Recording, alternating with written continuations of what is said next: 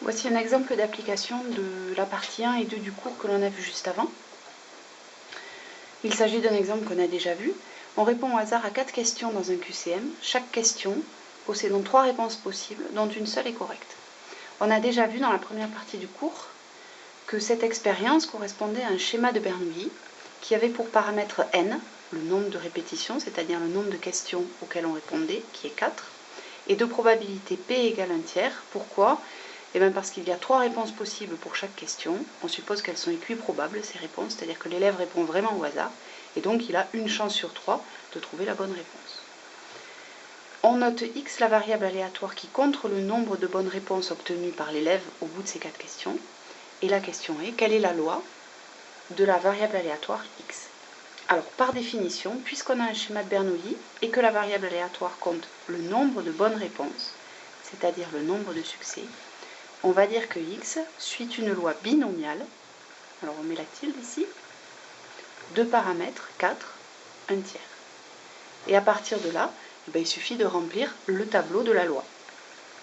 Alors, ce tableau, il va comporter la ligne des xi, la ligne des p de x égale xi. Combien de façons a-t-on d'avoir des bonnes réponses? Eh bien, soit on n'en a aucune, on n'a pas appris son cours, bon non, c'est au hasard cela dit. Soit on en a une, soit 2, soit 3, soit 4. Bien. Et puis maintenant, il faut calculer la probabilité de chacun de ces événements. Alors, je vais en faire une, et puis chez vous, vous ferez les autres. Par exemple, je vais calculer celle-là. C'est-à-dire la probabilité d'avoir obtenu au cours des 4 réponses, exactement 3 réponses exactes.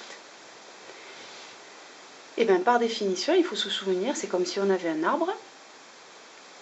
Il faut choisir un chemin qui amène à 3 succès et un échec, 3 bonnes réponses et une mauvaise.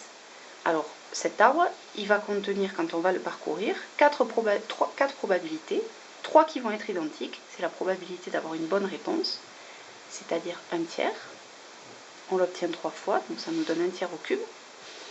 Et puis au milieu, il y a une mauvaise réponse. Et donc là, on avait 2 tiers de chance de se tromper. Bien, maintenant, ça c'est un chemin sur l'arbre. Combien y a-t-il de chemins sur l'arbre qui amènent à 3 bonnes réponses et une mauvaise? Et bien c'est là qu'apparaissent les coefficients binomiaux. Il y en a 3 parmi 4. Et ensuite, il n'y a plus qu'à faire le calcul. On peut aussi très bien le laisser comme ça. Alors 3 parmi 4, si je ne me trompe pas, ça fait 4, fois en tout 2 sur 3 puissance 4. Bon, et puis on peut l'écrire autrement à la calculatrice, peu importe.